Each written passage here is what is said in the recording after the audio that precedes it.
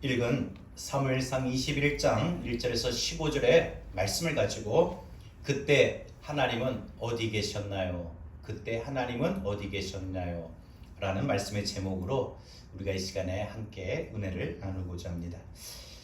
오늘 이 다윗이 겪은 오늘 본문의 말씀을 볼 때에 다윗의 인생에 있어서 가장 가혹하다 싶을 정도의 가장 처참한 그의 인생의 모습이 나옵니다. 오늘 본문에 보게 되면은 다윗이 오늘 성경에 보니까 미친 채, 미치광이, 미친 짓, 이 미쳤다라는 말이 여러 번 나옵니다. 다윗이 정말 미친 짓을 하지 않고서는 어떻게 해볼 수 없을 만큼의 가장 그의 인생에 낮아진 시간, 비참하고 처참한 시간, 이런 가혹한 그의 인생의 시간을 보내고 있는 것입니다. 오늘 이 본문을 보게 되면은 다윗의 인생에 다윗은 정말 자기 힘으로는, 자기 방법으로는 무슨 손을 쓸 수 없는 그러한 시간입니다. 일이 참 안 풀려도 이렇게 안 풀린가 할 정도입니다. 내게 있어서 너무 가혹하다, 너무 힘들다 하는 그 시간에 정말 하나님은 어디 계실까? 우리가 이런 생각을 들 때가 있고, 다윗 역시도 이런 생각이 들었기 때문에 다윗은 오늘 이런 표현을 시편 22편에서 그는 이렇게 고통 속에서 말하고 있어요. 하나님이여, 어찌 나를 멀리하시고 나를 돕지 아니하시며 내 신음소리를 듣지 아니하시나이까. 내 하나님이여, 내가 낮에도 부르짖고 밤에도 잠잠하지 아니하오나 응답하지 아니하시나이다. 나는 물같이 쏟아졌고 내 모든 뼈는 어그러졌으며 내 혀가 입천장에 붙어버렸습니다. 여러분, 다윗이 하나님 앞에 이런 정말 탄식의 기도를 하고 있는 이 말씀을 한번 여러분 생각해 보십시오. 너무너무 다윗에게 주어진 그 상황, 그 시간이 너무 힘들어서, 너무 힘들고 너무 아파서, 정말 이 다윗처럼 우리가 이렇게 기도해 본 적이 있습니까? 하나님, 내가 낮에도 기도하고 밤에도 기도하는데 제 기도에 듣지 아니하십니까? 내가 너무 괴로워서 힘이 들어서 제가 이렇게 신음하며 하나님을 찾고 있는데 하나님 듣지 아니하십니까? 이런 기도를 해본 적이 있어요. 정말 이 문제가 해결이 되길 원하고, 정말 이 상황이 빨리 벗어나기를 원하고 고침받기를 원하는데, 그래서 하나님을 의지하고 주의 말씀 붙들고 의지하며 그 말씀을 새기고 그렇게 하나님을 찾으며 금식하며 낮이든 밤이든 시시때때로 하나님을 찾고 하나님 도와달라고 기도하는데 아무런 변화가 없고 아무런 해결이 없고 아무런 호전이 없는 그러한, 마치 하나님이 나의 삶 속에 멀리 계신 것과 같은, 내 기도에 응답하시지 않는 것과 같은 그러한 느낌이 들, 그런 힘들고 어렵고 가혹한 시간을 여러분들 보내고 있습니까? 그래서 도저히 내가 지금 이 상황, 이 시간 속에 내가 뭘 해야 될지, 어떻게 해야 될지 모르는 참담한, 빛이 없는, 앞이 안 보이는 그런 깜깜한 시간을 보내고 있습니까? 아무것도 내가 마음먹은 대로 안 될 때가 참 우리 인생에 보면 많은 것 같습니다. 자녀를 키울 때도 보면 그런 것 같고, 사업을 하다 보면 내가 마음먹은 대로 되는 경우가 없을 때가 많고, 심지어 신앙생활 하는데도 내가 마음먹은 대로 되지 못할 때가 많아요. 저도 역시 목회하면서 제가 마음먹은 대로 되지 못하는 일들이 참 많이 있는 것을 느낍니다. 그러면서 나는 왜 이렇게 될까? 왜 이렇게 되었을까? 그때 하나님은 어디 계시는가? 오늘 다윗이 당하는 이 가혹한 그의 삶의 시간을 우리가 한번 살펴보면서 우리 하나님은 그 시간에 무엇을 하고 계셨는지, 그래서 다윗의 인생 가운데 하나님이 어떻게 계셨는지, 내 삶 속에 지금 내가 다윗과 같은 그런 마음과 그런 시간을 보내고 있다면 오늘 이 시간 이 말씀이 하나님이 내 인생에게도 어떻게 하고 계시는가, 내 인생, 내 가정, 내 자녀의 앞길, 나의 삶에 가혹하다 싶은 시간에 하나님은 어디 계시는가, 이게 우리의 관심일 것입니다. 그러면 오늘 이 시간 내 인생에 정말 내가 마음먹은 대로 좀처럼 되지 않는, 일이 안 풀리는 내 인생에 가혹하다 싶은 그때, 그 시간 하나님이 어디에 계시고 하나님이 어떻게 하고 계시는가, 오늘 이 다윗에게 주어진 이 시간을, 상황을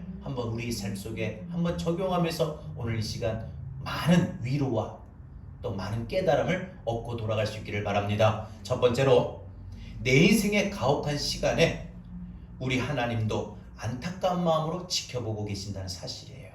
여러분, 내 인생에 가장 일이 안 풀리고 안 되는 가혹한 시간에 하나님이 참으로 나의 이런 그런 상황 속에서 마음 아파하고 힘들어하는 나의 그런 모습을 하나님이 안타깝게 보고 계신다는 거예요. 여러분, 사람이 안타깝게 보고 있을 때 도울 방법이 없을 때가 많은데, 하나님은 안타까운 마음으로 보고 계신다면 그것은 곧 머지않아 하나님의 능력이 나타날 시간이고, 하나님의 역사가 일어날 시간이고, 하나님의 반전이 일어날 시간인 줄로 믿습니다. 중요한 건 하나님이 내가 그 아픈 그 시간에, 가혹한 시간에 하나님이 나의 모든 상황을 안타깝게 보실 때요. 여러분, 자녀들 키우면서 자녀들이 정말 힘들어할 때 부모로서 안타깝게 보잖아요. 그러면 그게 끝나나요? 아유, 안 됐다, 어떡하냐, 이러고 끝납니까? 부모가 자녀를 봐올 때 안타까운 마음이 들면 어떻게 해요? 부모는 어떻게 해요? 자기가 어떻게 해서든지 그 안타까움을 해결해 주려고, 도와주려고 하죠. 그게 부모 아닙니까? 우리 하나님이 그렇다는 거예요. 오늘 1절에 보면은 다윗이 사울에게 그동안 쫓겨다니면서 이제 황급히 노베에 있는 이 제사장 아히멜렉에게 찾아가게 됩니다. 너무 급박한 상황이에요. 쫓기면서. 그래서 이 멀리서 다윗이 숨을 헐떡이면서 이 쫓아오는 이 모습을 보고 이 아히멜렉 제사장이 나와서 다윗을 맞이합니다. 이 제사장 아히멜렉이 보니까 다윗의 얼굴이 하얗게 질려버려 있어요. 다윗 장군, 왜 이렇게 혼자 오셨습니까? 그리고 도대체 얼굴이 왜 이렇게 하얗게 질렸습니까? 그리고 옷이 왜 이렇습니까? 다윗은 너무 다짜고짜게 급한 대로 둘러댑니다. 제가 지금 왕의 수행을 수행하는 중입니다. 혹시 지금 제가 너무 배가 고픈데 빵이 있으면 좀 주실 수 있겠습니까? 너무 배가 고프고 너무 쫓겨다니는 그 상황의 시간이 급박한 나머지 거짓말을 합니다. 그런데 제사장이 뭐라고 하느냐, 지금 현재 빵이 없어요. 그냥 보통 우리가 먹을 수 있는 빵은 없고 하나님 앞에 우리가 제사 드릴 때 쓰이는 우리 이제 이 진설병밖에 없습니다. 그럼 그거라도 좀 주십시오. 사울의 군사들이 언제 들이닥칠지 모르는 상황에서 다윗은 빵을 먹으려고 하는데, 이 사울의 신하, 이 사울의 그러니까 첩보원 역할을 하는 도액이라는 사람이 이렇게 주변을 서성이면서 왔다 갔다 하면서 다윗을 힐끗힐끗 쳐다보는 거예요. 다윗이 순간 저 사울의 스파이구나, 도액을 알아봅니다. 그리고 알아보는 순간 큰일 났다. 이제 저 도액이 사울의 신하들에게 내가 여기에 있는 것을 알릴 터인데 여기도 위험하겠구나, 여기 있어도 내가 잡힐 수 있겠구나. 왜요? 지금 다윗은요, 사울에게 쫓겨다니는 현상 수배범과 같은 그러한 신세거든요. 제사장에게 혹시 칼이 하나 없습니까? 그래서 이 아히멜렉 제사장이 이 골리앗의 칼을 보관하고 있다가 다윗에게 건네줍니다. 그리고 다윗이 급히 또 이제 이 놉에서, 이 놉 땅에서 이제 또 도망을 쳐요. 도망을 가다가 생각하는데 너무 불길한 거예요. 분명히 저 도액, 사울의 스파이 도액이 나를 봤는데 이상하다, 좀 불길하다. 이 도망을 가면서 이 다윗의 마음에 이와 같이 사울의 군사들이 곧 추격하겠다, 쫓아오겠다. 그러면 어디로 도망을 가야 되나, 어디로 숨어야 되나, 이런 생각이 듭니다.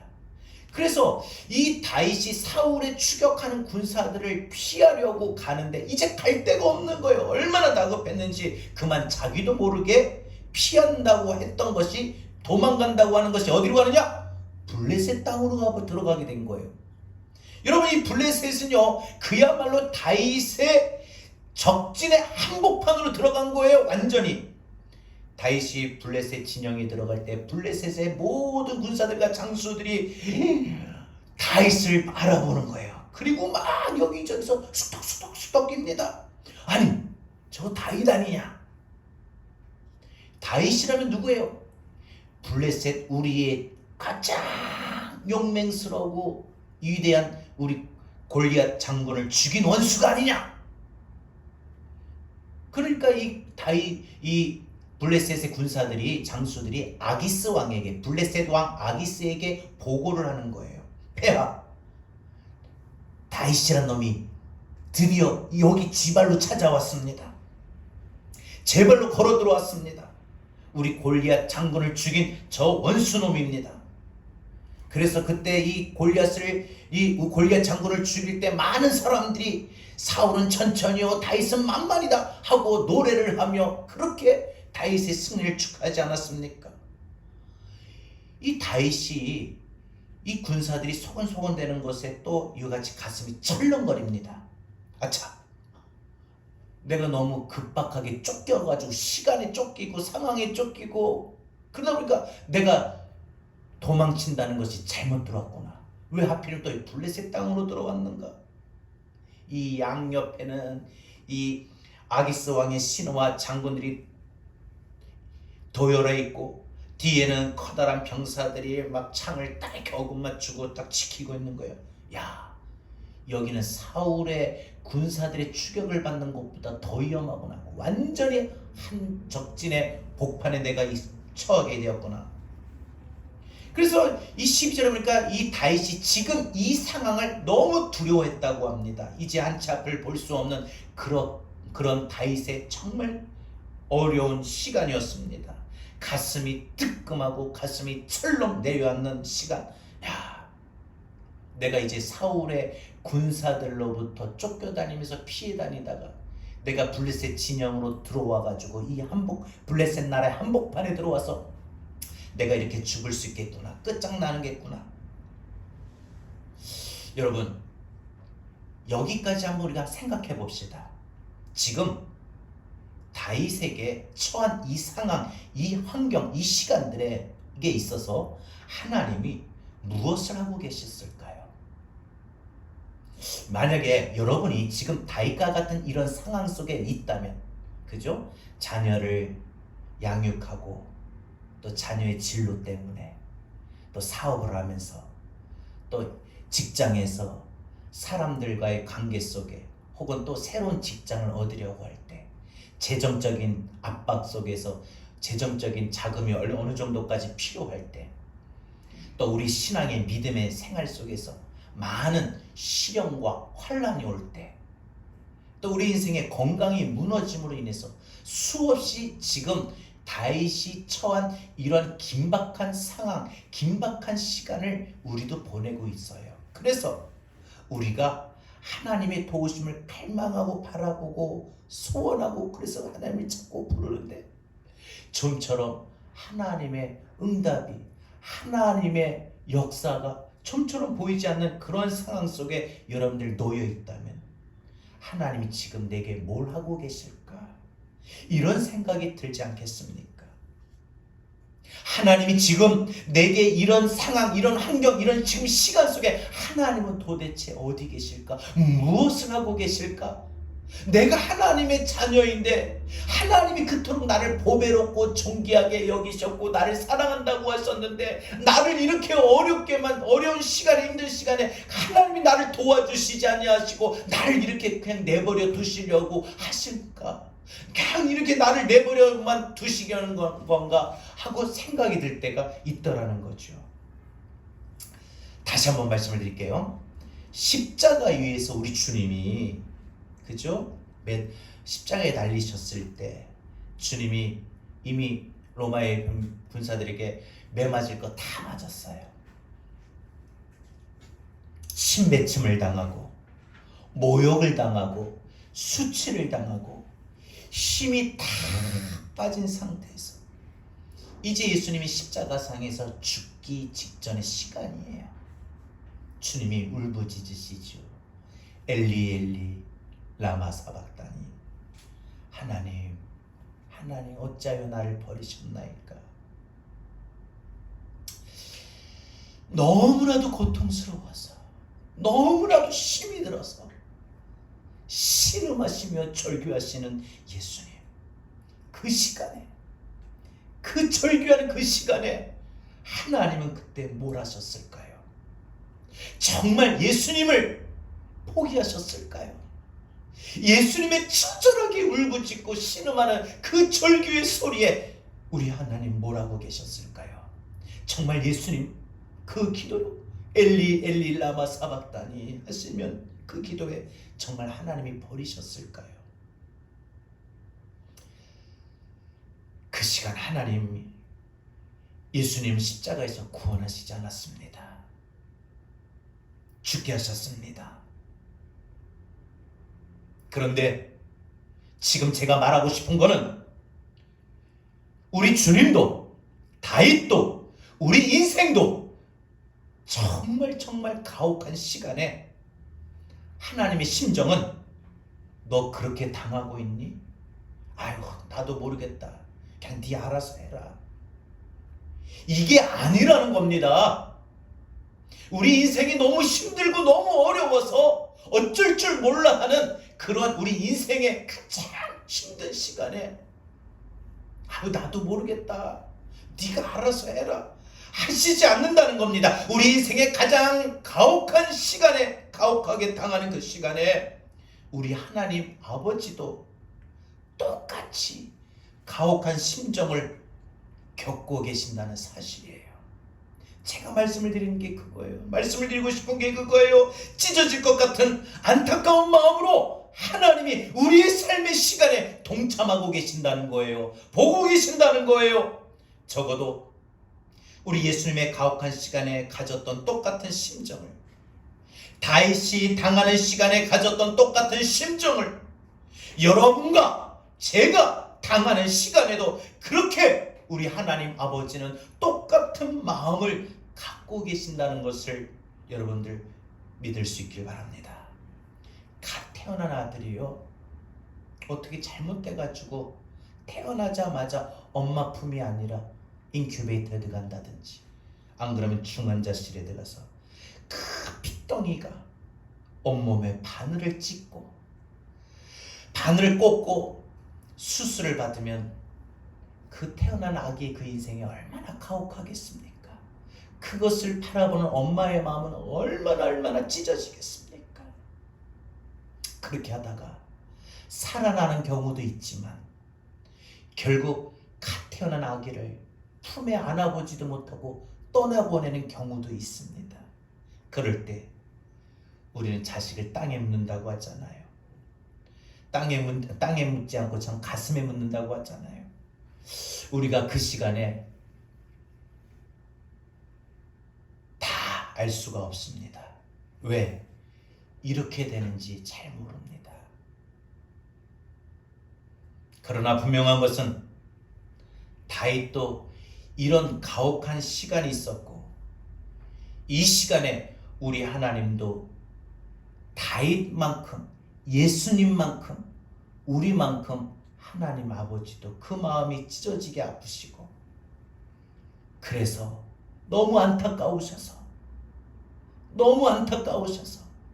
자녀를 보고 안타까워하는 부모가 뭐든지 할 것만 같은 그런 마음처럼 우리 하나님도 그런 일들로 안타깝게 보시다가 그래서 더 좋은 일들을 계획하시고 계신다는 걸 여러분 믿을 수 있기를 바랍니다.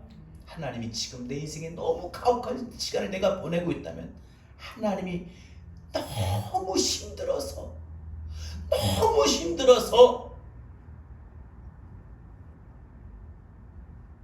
그 모습을 하나님이 안타깝게 보셔서 내가 도와줘야 되겠다, 내가 고쳐줘야 되겠다,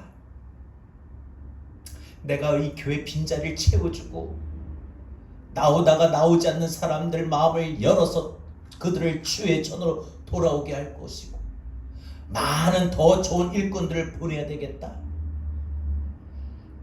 내 사랑하는 종이 새 힘을 얻도록 내가 누군가를 붙여줘야 되겠다,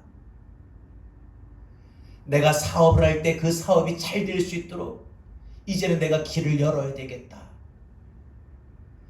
내가 내 사랑하는 자녀들을 인도하기 위해서 안타까워하고 힘쓰고 애쓰는 내가 내 자녀를 도와야 되겠다 하시며 하나님이 안타까워하는 마음으로 보고 계시다가 더 좋은 일들을, 더 좋은 많은 일들을 하나님이 계획하신다는 겁니다. 내가 많이 아플 때 내 부모는 더 많이 아프죠.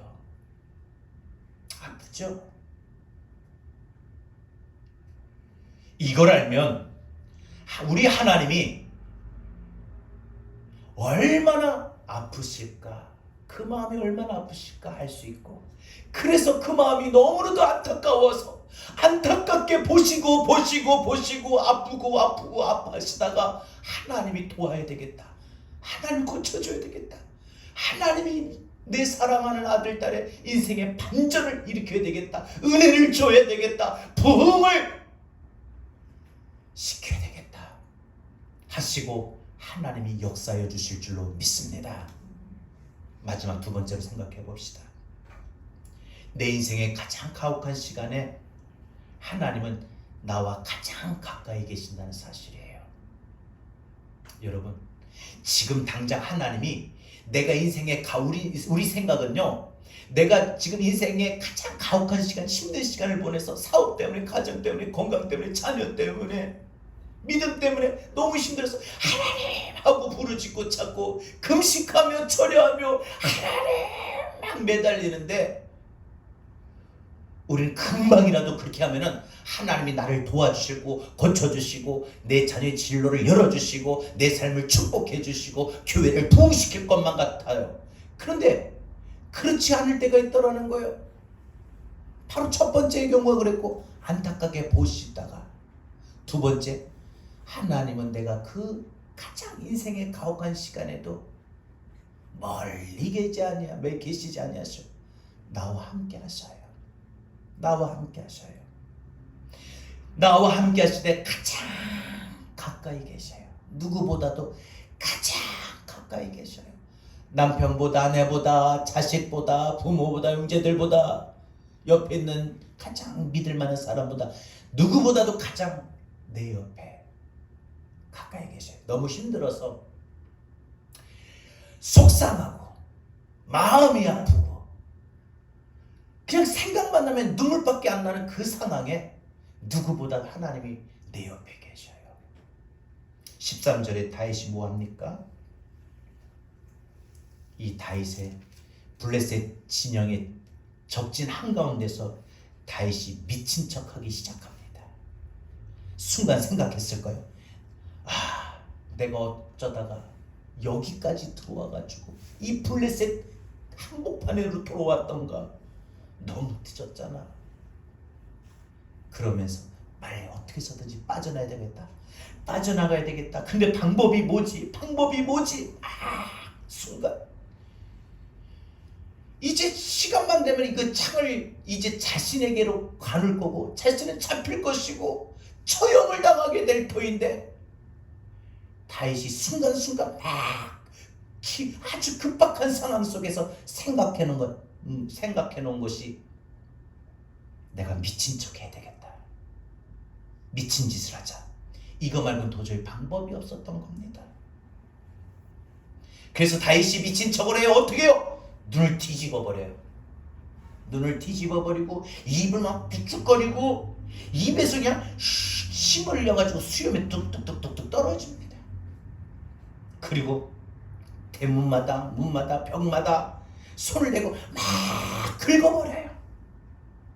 진짜 정상적이지 않은 행동.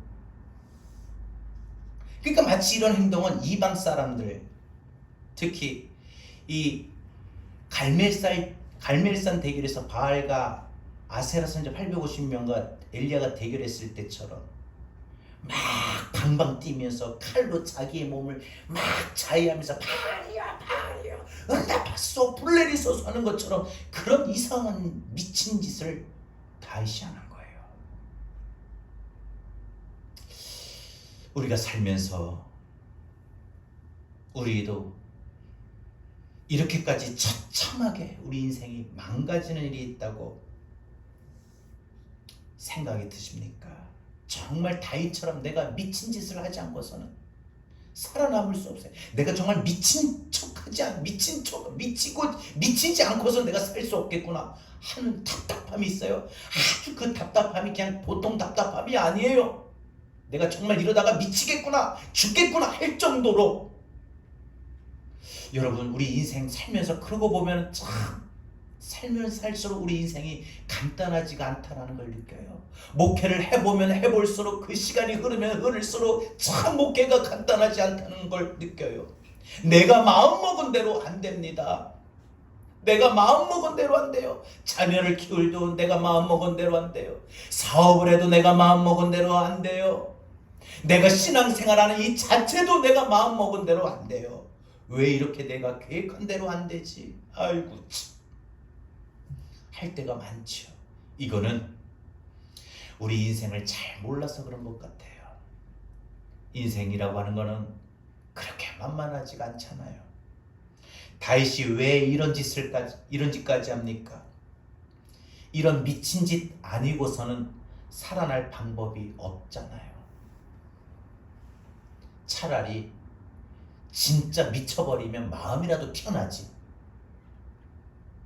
이건 다윗이 멀쩡한 상태에서 많은 사람들 앞에서 한때 골리앗을 죽였던 그 다윗의 용맹을 많은 사람들이 칭송하고 영광하고 사울은 천천히 오다 해서 만만이라고 했던 그 노래를 직접 들었던 많은 사람들이 제 정신을 갖고도 미친 척을 하는 그 다윗을 볼 때 많은 사람들이 어떻게 보겠습니까? 그리고 정작 다윗은 어떻게 했습니까?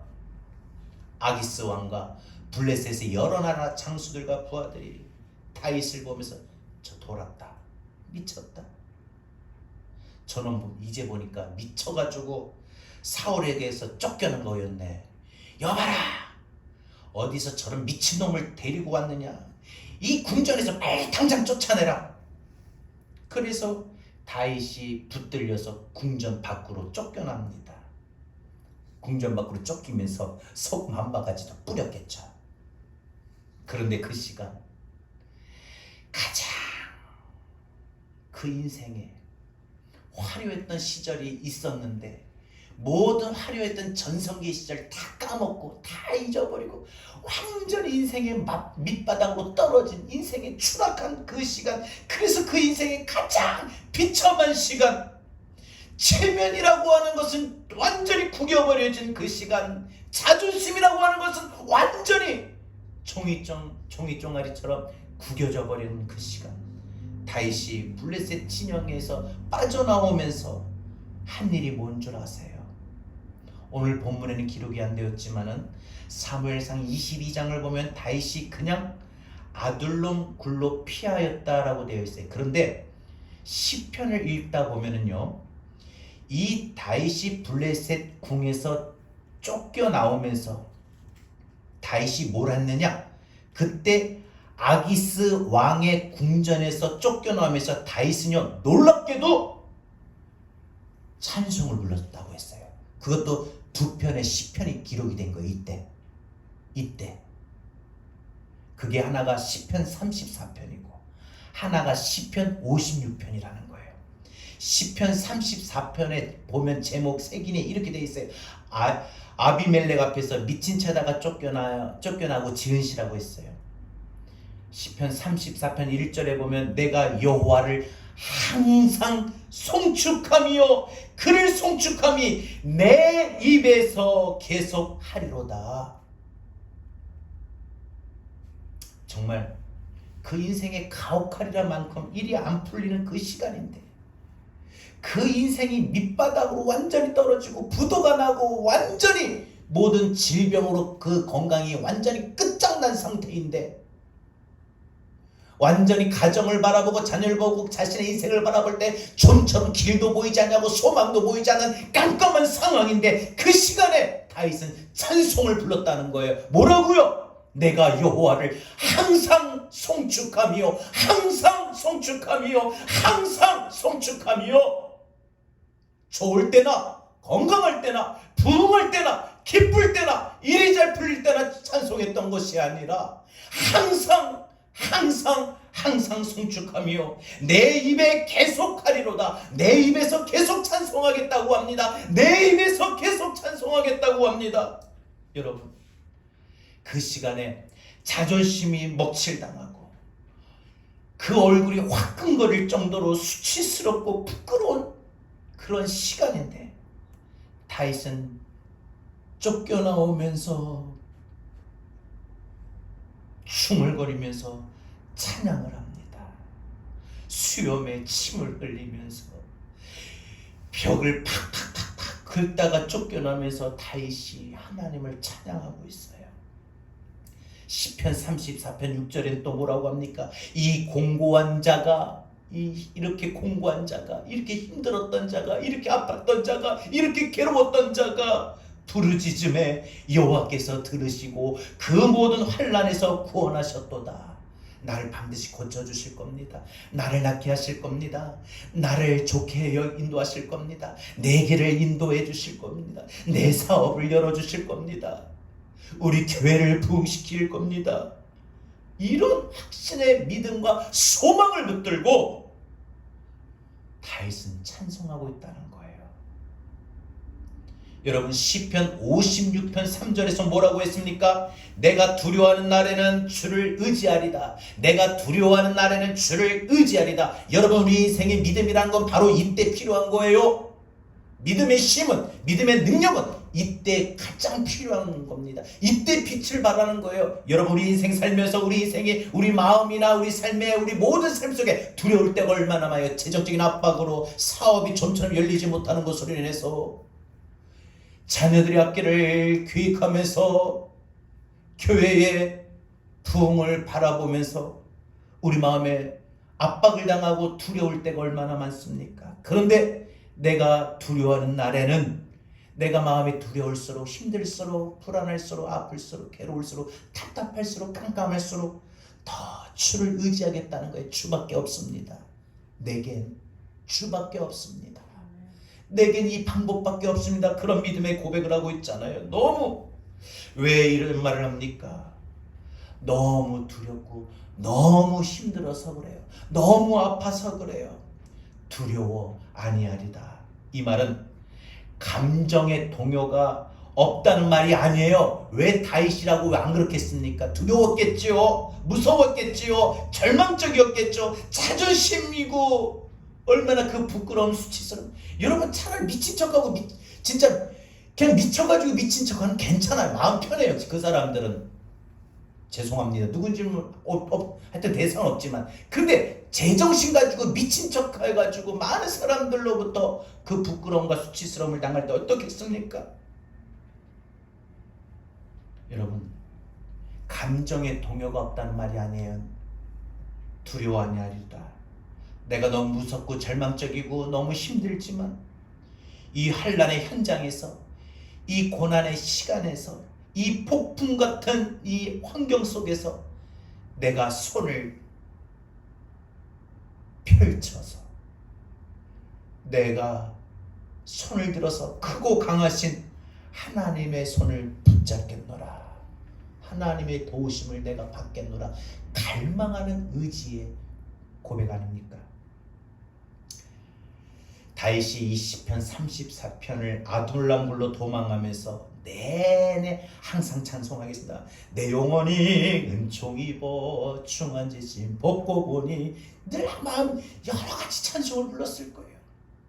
나의 안에 거하라 이렇게 계속 찬송을 부르면서 아둘람굴로 도망하는데, 이 아둘람굴로 가는데 400명이 다윗을 따라와요. 이 400명이 다윗을 따라오는데 어떤 사람들이냐? 이스라엘 백성들 중에 가장 비천한 사람들, 힘없는 사람, 실력 없는 사람들이 따라와요. 사무엘상 22장 2절을 보니까 압제당하는 사람들, 빛에 시달리는 사람들, 억울한 일 당하는 사람들, 그러니까 인생 다 밑바닥 치는 사람들만이 따라온 거예요.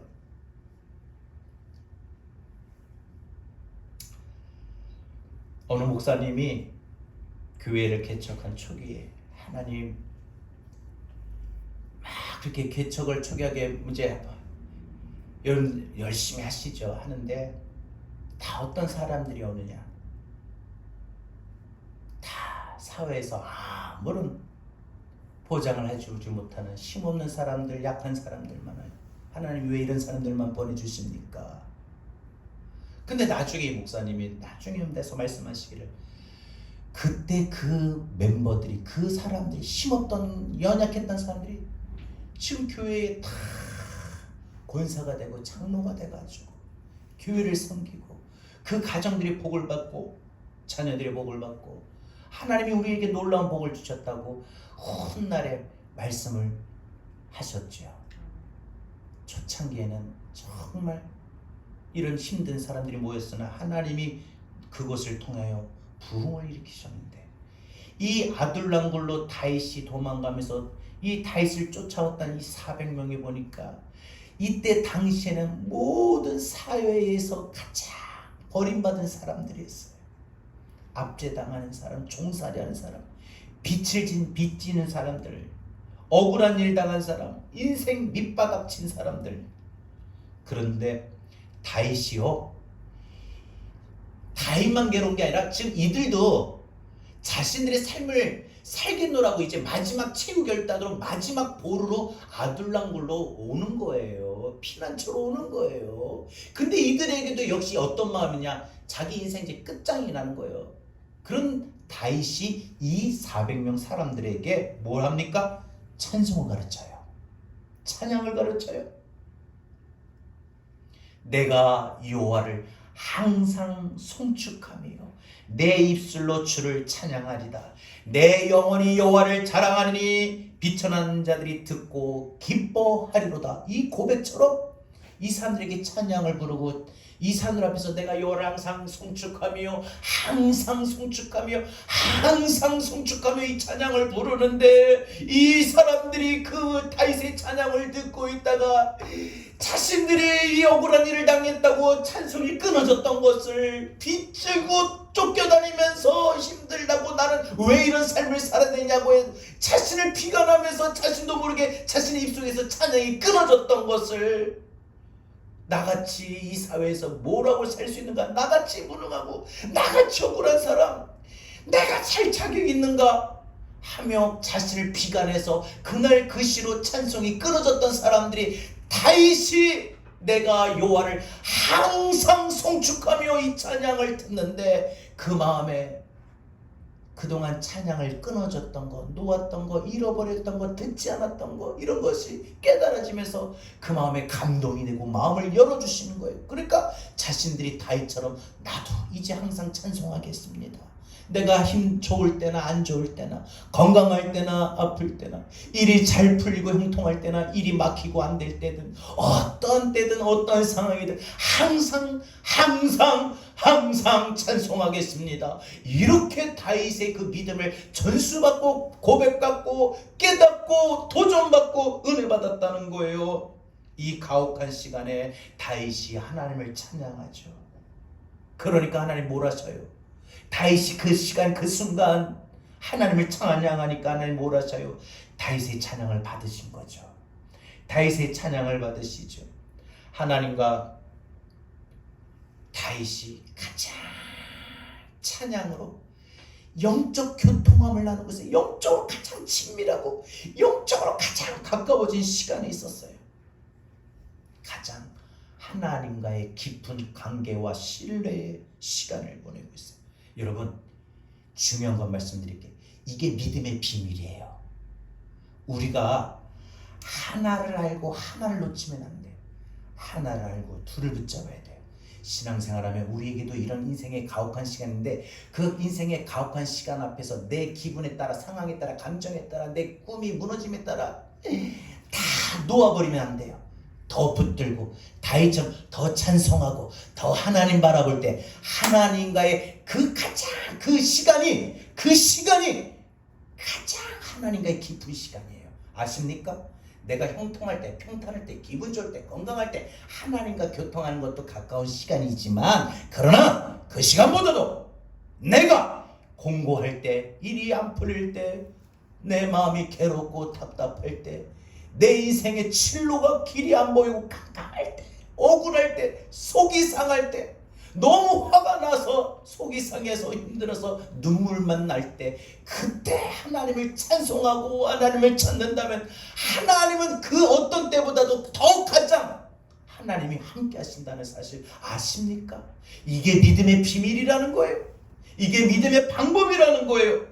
비천한 시간에, 자존심이 밑바닥친 시간에, 인생의 가혹한 시간에, 가장 비천하고 가장 가혹할 때, 가장 인생에 진짜 내가 미치지 않고 살 수 없어, 제정신 가지고 살지 못하는, 정말 숨이 막혀버리는 그 상황, 그 시간에 모든 괴로운 마음들을 하나님 앞에 그냥 다 내려놓고, 하나님, 이제 하나님 처분해 주세요. 하나님이 알아서 해주세요. 하나님 앞에 맡기겠다는 겁니다. 그래서 성경은 우리에게 로마서의 말씀을 통해서 우리가 그런 인생의 가혹한 시간을 당할 때, 환난을 당할 때, 그게 지나고 나면 우리의 유익이라는 걸 알게 해주시죠. 환난이 나쁜 것처럼 보여요. 나쁘죠. 당연히 안 좋죠. 환난을 만났는데 누가 좋아할 사람이 누가 있겠어요. 인생의 가혹한 시간을 만나고 보내고 있는데 누가 즐거워하겠습니까? 그러나 오늘 말씀은, 성경 로마서는 우리에게 꼭 그렇지 않다는 것을 가르쳐 주십니다. 뭐라고요? 로마서 5장 3절에 보니까 환난은 인내를, 인내는 연단을, 연단은 소망을 이루는 줄 알미라. 여러분, 내가 뭘 할 수 있는 것이 없을 때, 그죠? 내가 뭘 할 수 있는 것이 없을 때, 학교를 어떻게 하고, 공부를 어떻게 하고, 대학을 어떻게 하고, 취직을 어떻게 하고, 결혼을 어떻게 하고, 아이를 어떻게 키우고, 이사를 어떻게 하고, 믿음의 삶을 어떻게 살고, 사업을 어떻게 하고, 이런 모든 삶 속에서 내가 뭘 할 수 있는 것이 없을 때 어떻게 해야 되지?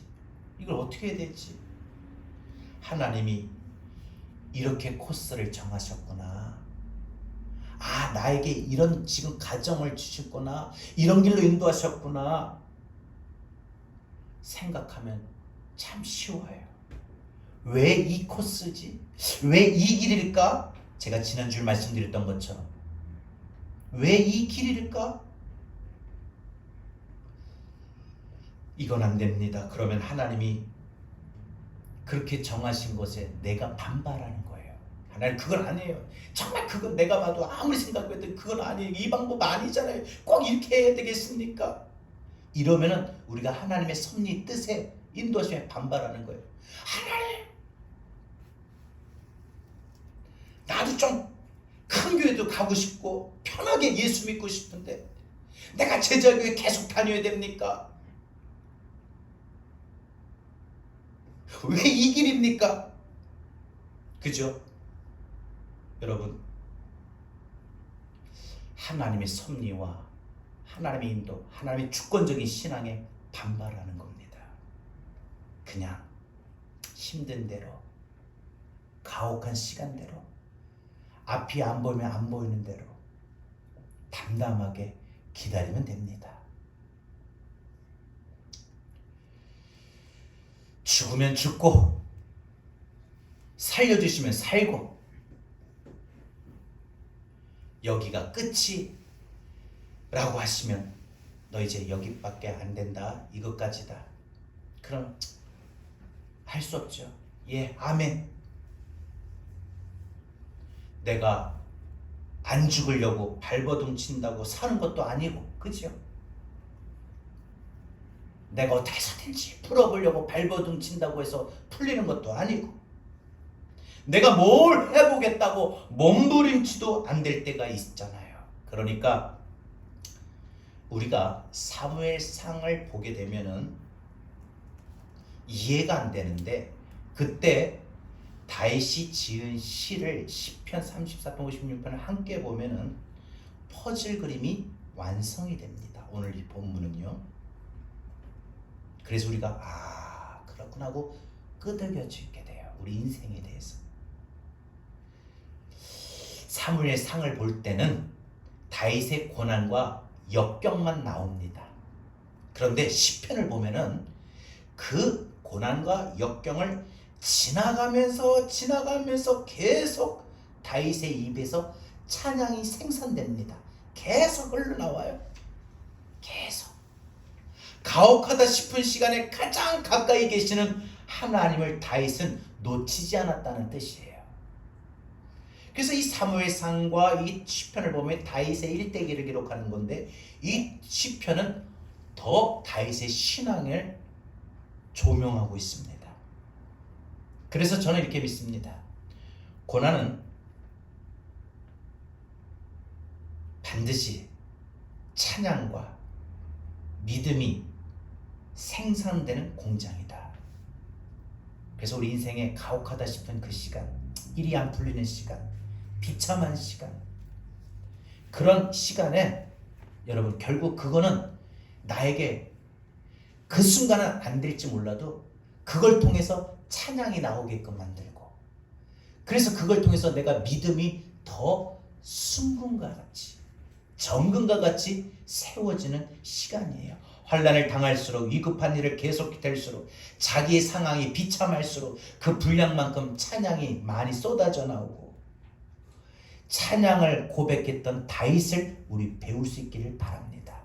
다윗은 이 시편을 보면은 일이 좋을 때 한 게 아니에요. 힘들 때, 외로울 때, 무서울 때, 쫓길 때 더 찬양을 많이 했어요. 시편은 다 그런 거예요. 다윗의 시편은 다 그래요.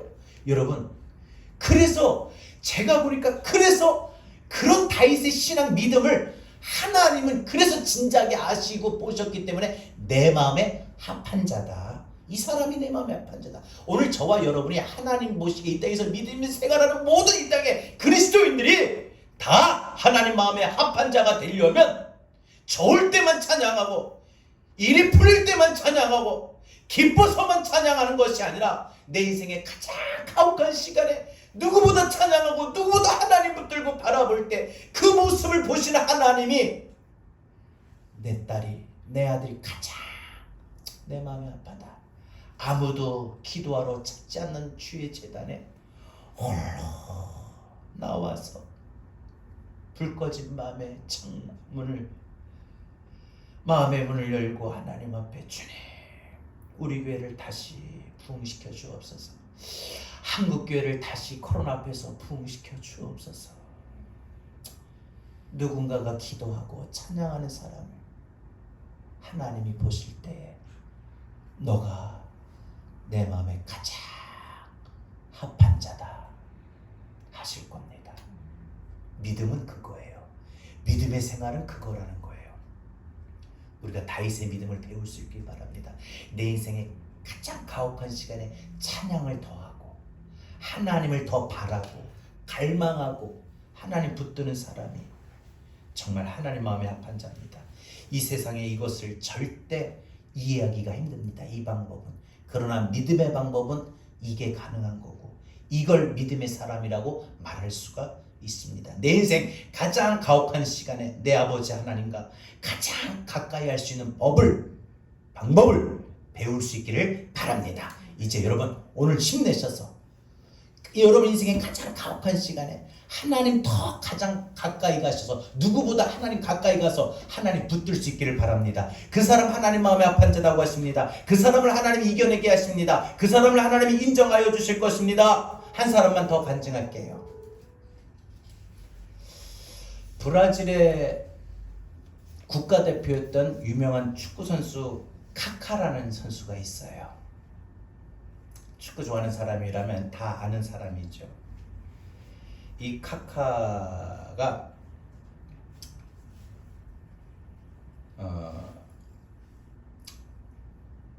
어렸을 때 18살 때라고 합니다. 어렸을 때 친구들하고 수영장 가서 수영을 하는데 이 수영에서 다이빙을 하는데 이 자신의 생각보다 수심이 너무 낮았던 거예요. 깊지가 않고. 그러니까 다이빙하면서 어떻게 해요?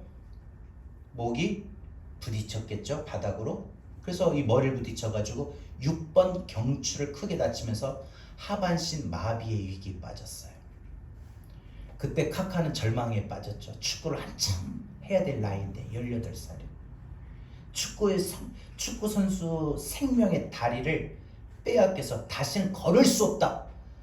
이 절망감이, 이 마음엔 불안감이 엄습한 거야. 나 이러다가 못 걸으면 어떻게 되지? 나 이러면 축구 그만두면 어떻게 되지? 그러면서 기도하면서 계속 하나님을 찾고 발견하면서 척추를 고정시키는 이 재활을 하면서 동시에 하나님을 찾고 기도하는 거예요.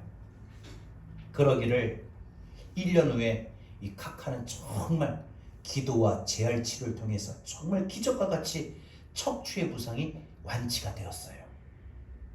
그리고 이 카카 선수는 브라질의 국가대표가 되고 AC 밀란의 가장 최고의 선수가 돼서 2007년에 지금의 축구를 주름 잡는 메시, 호날두 다 제쳐버리고 최고의 축구 선수에게만 시상하는 발롱도르 이 상을 이 카카가 받았습니다. 그리고 레알 마드리드로 이적하면서 많은 이적료를 받게 되고 많은 축복을 받게 되고, 그래서 이 카카는 나는 은퇴하고 목사가 되고 싶습니다. 그래서 그의 마지막 말을 멋진 말을 합니다. 언제나 나의 소속은 예수님이십니다. AC 밀란도 레알 마드리드도 아닌 나의 소속은 예수님입니다. 여러분, 오늘 저와 여러분이 하나님의 소속입니다. 하나님이 우리를 지명하여 부르셨기 때문에 우리를 보배롭고 존귀하게 여기시고 사랑하셔요.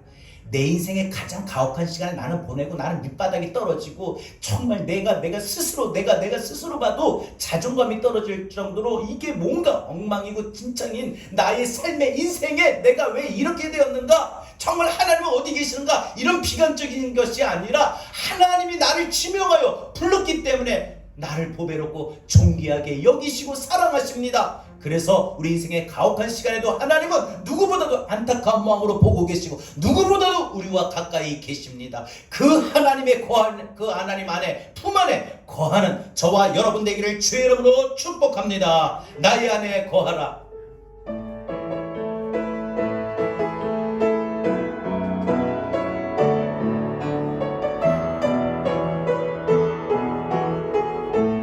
나의 안에 거하라. 나는 내 하나님이니 나의 안에 거하라. 나는 내 하나님이니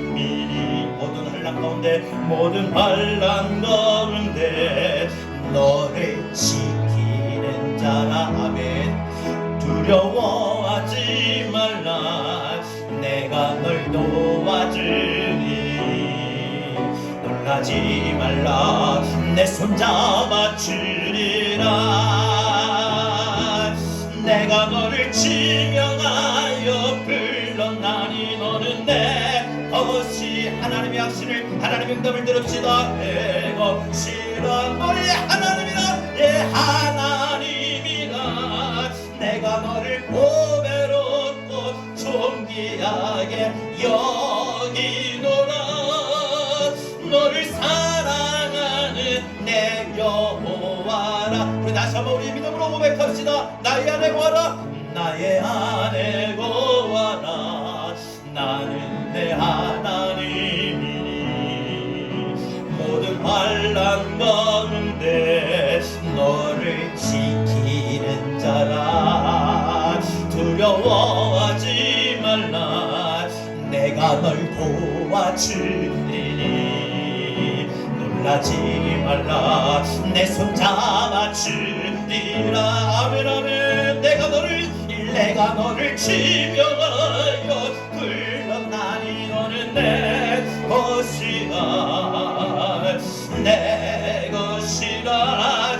너의 하나님이라. 내가 너를 보배롭고 존귀하게 여기노라. 아멘. 너를 사랑하는 내 여호와. 내가 너를 지명하여 불렀나니 내가 너를 지명하여 불렀나니 너는 내 것이라. 내 것이라.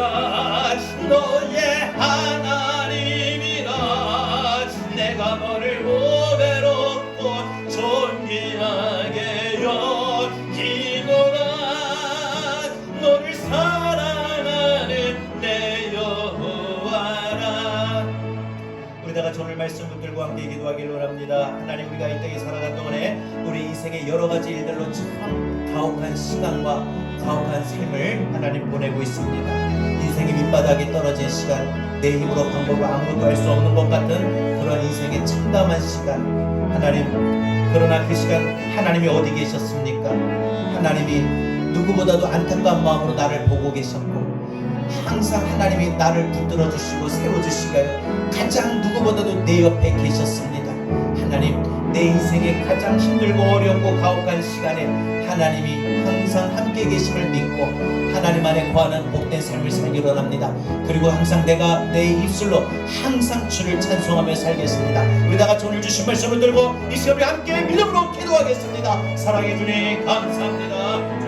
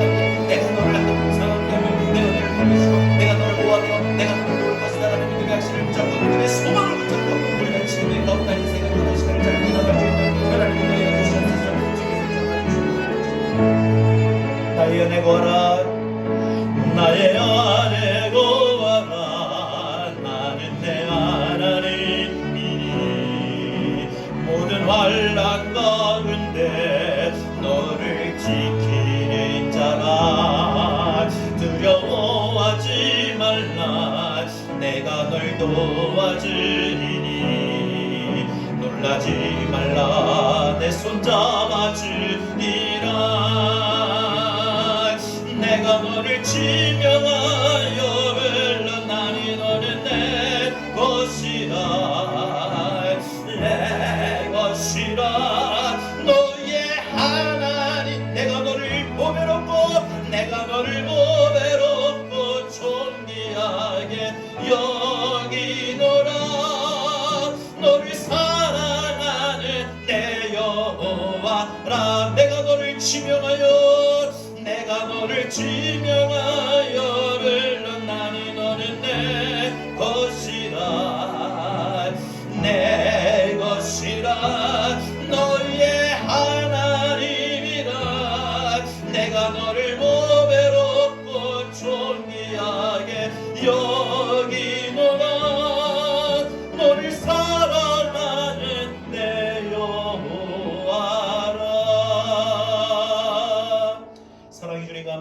무엇보다 하나님 우리 인생이 다윗과 같이 가장 공고함을 만날 때가 있고 환난의 한가운데 서 있을 때가 있고 우리 인생에 무엇보다 누구보다도 가장 가혹한 시간을 보낼 때가 있습니다.